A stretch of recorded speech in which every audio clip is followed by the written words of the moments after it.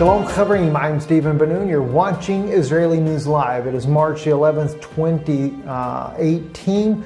And we're going to be looking a little bit at Afrin today, and hopefully this week I can do an in-depth look at Afrin, what's going on. It is more than a crime against humanity. When we look at East Ghouta and we consider the things that are going on there and how that the U.S. State Department is putting so much attention on East Ghouta, and we see the evidence that the jihadists that are backed by the United States and other NATO allies there in East Ghouta are actually keeping prisoner those civilians that would like to flee and go to safe areas while Syria and Russia deal with the jihadists that are there. But the jihadists will not let them leave. Only in rare instances are we seeing anyone able to leave. In fact, today, very few are leaving East Ghouta. But while the world focuses on Syria and Russia, who are trying to take back the land from NATO-backed, Saudi-backed, Qatar-backed, Turkish-backed jihadists, it has become a nightmare in northern Syria in the town of Afrin. The Kurdish people who are there, not only the Kurds, the Yazdis, the Christians that are all living there in peace, millions of people in this one region there, and the world has gone totally silent about the evils that President Erdogan of Turkey is doing against these civilians there. And not just Erdogan. And he may say here, Turkey, this is on RT News here, I'll kind of show you their emblem there, Turkey not a NATO country, question, Erdogan slams allies' refusal to support his offensive in Syria's Afrin. Well, you know what, we might find out that that's a big fat lie, that there is indirect support with Turkish President Erdogan for the deaths and murders of civilians and the unprecedented and unparalleled attack that is happening there on this poor people here in this province here. Let's take a look a little bit of what it says in the article here by RT. It says, Turkey's leader has scorched NATO allies over their failure to support his counter-terrorist operation in Kurdish-held Syrian region of Afrin, but expressed gratitude that they at least had no guts to openly oppose Ankara. Well, you know what, Mr. Erdogan, I am an American citizen, and I do have the guts to stand here and openly oppose what you are doing there. You know, it may not be a big voice, but I guarantee you one thing, we're willing to speak out about the genocide that you are conducting against the people of Afrin, the Kurds. And this is what's interesting to me. It's very sad that the United States, and even for that matter, that the Russian President Putin is silent on the matter either. And in fact, someone should come to these people's aid. After all, they were probably the best fighters against ISIS. But I can see why the U.S. deep state will never come to the aid of the Kurds, because that kind of undermined the entire plan that they had with ISIS in the first place, and that was to overthrow Bashar al-Assad. But, as I said, not so fast. What does he say? Hey, NATO, where are you? We're fighting in so much. NATO, Turkey is not a NATO country. Where are you? This is what Erdogan was saying. You've invited NATO member states to Afghanistan, Erdogan said. But he acted like no one is there supporting his cause against the Kurds in Afrin. Not only the Kurds, but remember the Christians and the Yazdis. And the entire NATO alliance is silent. Well, in one way, yeah, they are silent. But you know, he says that they're not helping. Oh, yes, they are too. Free Syrian Army. This article right here on Yunai Safak called World, this particular article that I picked up, and I wasn't even looking. I just happened to stumble across this article. This was, of course, on January 20th. March the 11th, Turkey launched Operation Olive Branch to clear the YPG and the PKK Daesh terrorists from Afrin. Isn't it kind of funny how he throws that in there with Daesh? No, they're the ones that were taking out Daesh. Now, March 11th, this article post here, and it says here, the Turkish armed forces and what?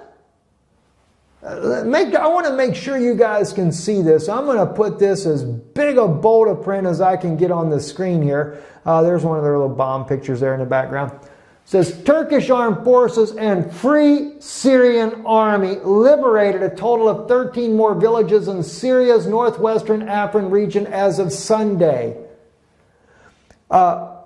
Putin, who is the one that trained, who is the one that has been backing the Free Syrian Army with logistics and intelligence to be able to do counterattacks against the Syrian government and, of course, their people? It is none other than the United States. So you can go out and RT might publish that stupid article right there where you're claiming that NATO is not behind you, and where is the United States? Well, the United States is doing exactly that. They are helping you, and that is the deep state, mind you. So maybe I'll make a little clarification on that. You know, and this is the shame upon the American peoples, or on our government, not the American people, but the government itself, that we would be willing to be backing the Free Syrian Army to help the Turkish army to go in there and take out the Kurdish people, the Yazdis and the Christians. Does anybody that is listening, does anybody know who the Yazdis are? The Yazdis are believed to be the wise men. They are the very descendants of the wise men that came to Israel, to Jerusalem, at the very birth of Yeshua, the Mashiach. Yeah, the Yazdis. And they have been butchered by ISIS and now the Turkish government as well, and those Christians there. You know, I find it very interesting that all these militants that we are backing as an American government, not to mention the European NATO nations, not to mention Saudi Arabia and Qatar and all these other ungodly nations that are out there murdering the very believers in Yeshua, the Kurds who stand with Israel. You know, this is what gets me. I've got many friends that love Israel, and the Kurds are one of the best allies that Israel has in that region, and even Israel is sitting silent. Why isn't Prime Minister Netanyahu saying something? Well, maybe he's too caught up with his own issues right now, but I'll tell you something. Let me tell you something. Barry Chamish, when I had him on before, he talked about Israel's involvement with ISIS. And I think in Israel we have a deep state as well. You know, that's not the Israeli people. That's not the Jewish people that love God. But there are some very sinister things that are going on to advance causes that are not what the Jewish people want. You know, one day I need to do a message as well as far as the state of Israel and the land of Israel. You know, they talk about making this a Jewish state. We have to that kind of bothers me, and I'll have to go into it later, but I'll just kind of give you just a quick thought on this. You know, Israel is 12 tribes. And not all 12 tribes are Jewish tribes. So Israel cannot be a Jewish state. It has to be Israel, because God is going to have all 12 tribes return to their homeland. So therefore, too, not all of the land of Israel belongs just to the Jewish people per se. Every tribe has its own land that was given to it. Now, I appreciate the fact that the tribe of Judah is there, and I appreciate the fact that we have a state of Israel. There's a lot more to these things that are happening than what people realize. Anyway, back to what's going on here. So clearly, they're definitely being backed by the Free Syrian Army, the Turkish government. So Erdogan is once again lying to the world, because the Free Syrian Army goes nowhere without U.S. backing and intelligence, and also air support, etc. The Free Syrian Army is well backed by the U.S. So Mr. Erdogan, lie all you want. You know very well that you were promised a great deal in the New World Order, so long as you do the dirty work for NATO. So go ahead and pretend a little bit more, why don't you? In fact, I just saw this one that came out on Twitter here. Barak Ayadin posted, or I don't know if he posted or if he's original post or someone else did. It says 1 million Kurdish, Assyrian, and Yazdi civilians in Afrin are under threat of genocide by the combined forces of Turkey, ISIS, al-Nusra, and al-Qaeda at this very hour. This came out only I think it was like an hour or two ago. Don't forget the Free Syrian Army, though, as well. The world must step in and repay those who have been defeating ISIS on behalf of humanity. Well, Mr. Ayadeen, I really appreciate that you put this out there as well, but I will have to tell you, they're not going to step in because the Kurds did something that really angered NATO and some of their allies, and some that are not members of NATO that were using ISIS militants to overthrow the Syrian government, as was leaked in John Kerry's famous audio recording where he was meeting with some of the so-called Free Syrian Army people there and said that ISIS was doing a very good job. We sat back and we were waiting for them to collapse the Assad government. But of course the Kurds came in, and Russia, he actually just says Russia came in and it changed everything. Yeah, so did the Kurds. All right, moving on to another one here as well.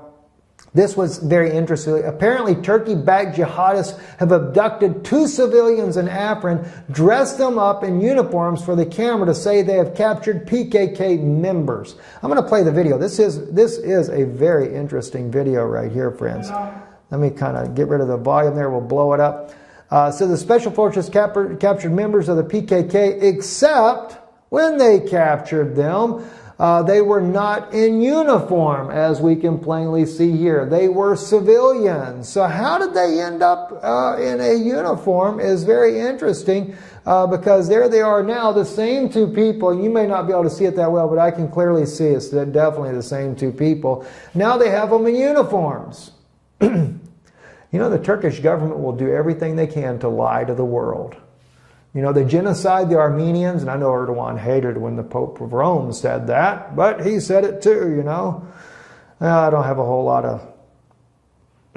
I'll hold my peace there about that for the moment. Moving on here as well, this was also interesting today. Germany and an unregistered demonstration over 200 people against the Turkish offensive in Afrin escalated and led to a huge brawl between Kurds and Turks at the airport in Düsseldorf.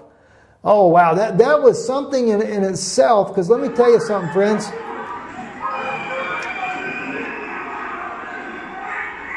If you ever notice anywhere in the world you go where the Turkish, and I know not all Turkish people are like this, but it seems like anytime someone protests or says something against the Turkish government, there is always violence that follows. When Erdogan visited America, his thugs attacked journalists. They attacked Kurdish protesters when he visited America. It's always unbelievable the violence that follows those that are in support of President Erdogan. Now again, I appreciate there are Turkish people though that are not like that and very much for humanity, such as Eren Erdem. But oddly enough, Eren Erdem though is actually a Kurdish man as well, but a Turkish citizen.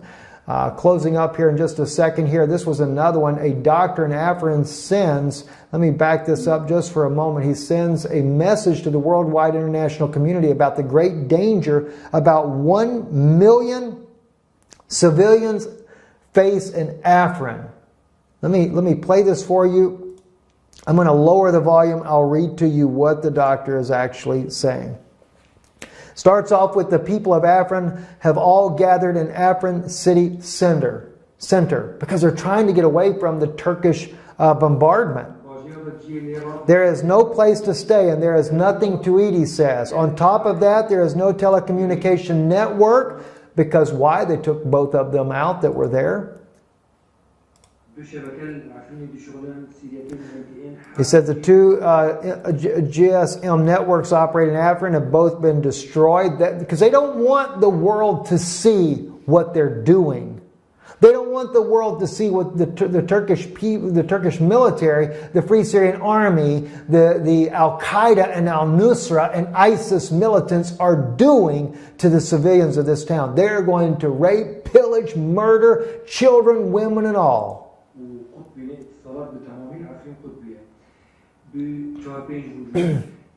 Signal of one of the cell phone operators returned to work today, but it was very weak. Water has also been cut off in Afrin since last Sunday, after Turkish-backed groups took control of Madanki Dam. Because Afrin residents rely on the Madanki Dam for water, residents are now resorted to rely on wells for water, which is not enough and is contaminated and contains substances that are harmful for children and will cause disease among children. The only access route from Aleppo to Afrin is Zirara Crossing Gate, which has been targeted regularly, and that has prevented fuel from reaching Afrin.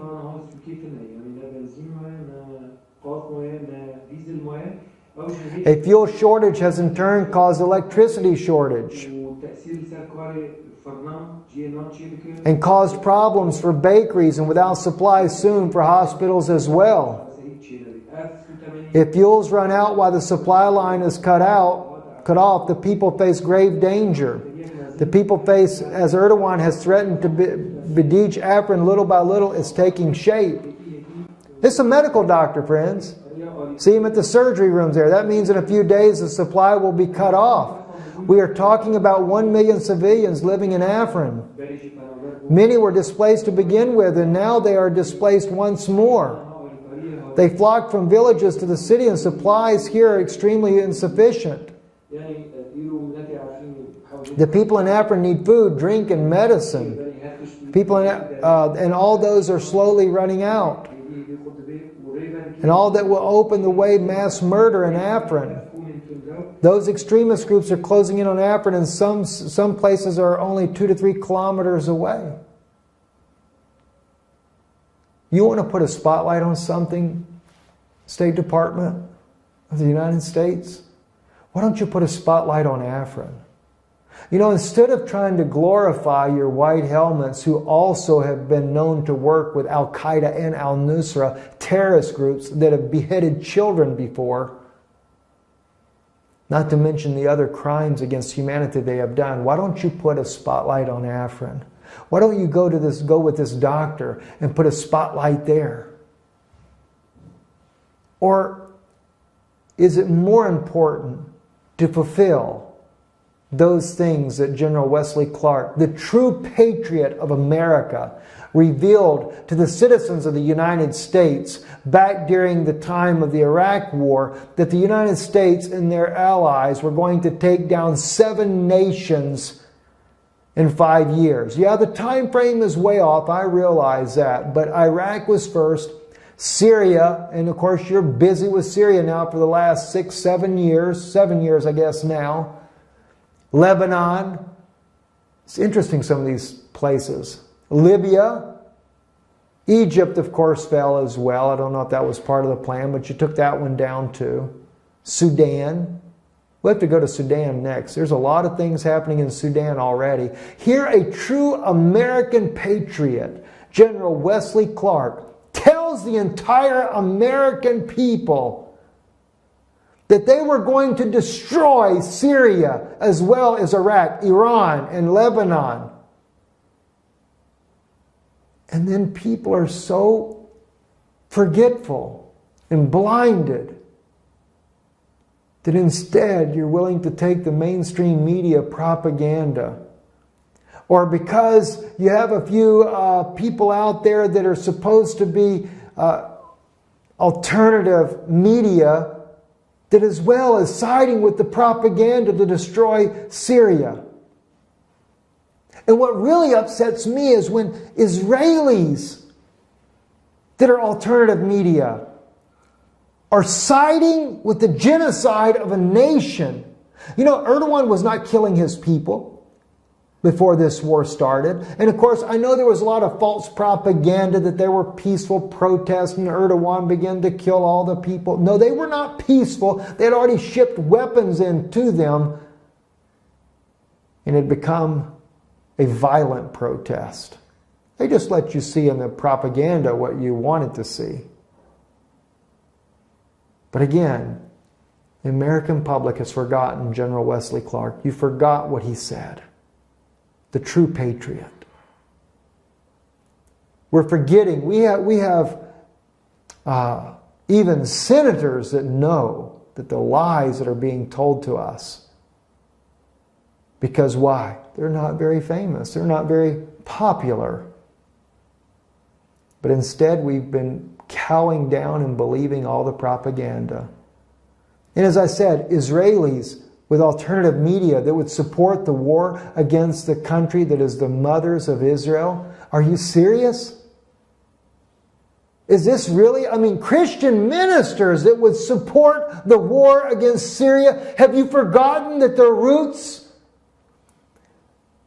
of your beliefs is founded upon those laws given by Moses? And of course, Moses is also, his foremothers are part of the Syrian people. You know, one of the few secular nations in the Middle East was Syria, where there was a tolerance and an acceptance of Christians, Muslims, and Jews. Until we turned it upside down. Why is still beyond me. Other than I kind of have an idea of a Babylonian kingdom that needs to be revived. You know, the Babylonians used to have from the Euphrates all the way down to the Nile River too. Don't forget that. New World Order needs Jerusalem though, doesn't it? What are the Jewish people going to have to pay? What price are they going to have to pay so that you can keep this up? Very sad. I'm Stephen Benoon. You're watching Israeli News Live. Keep you up to date on what's going on if you want to know the truth. If you don't want to know the truth, there are some channels out there that will tickle your ears and lie to you. They won't tell you what the Word of God says. Well, they might whitewash what the Word of God says, like one guy said one time that the mothers of Israel were from Lebanon. That blew me away. It really blew me away. But anyway, we love you guys. God bless you. Keep us in your prayers there. We have a lot we're going through right now, and we do need your prayers. Shalom.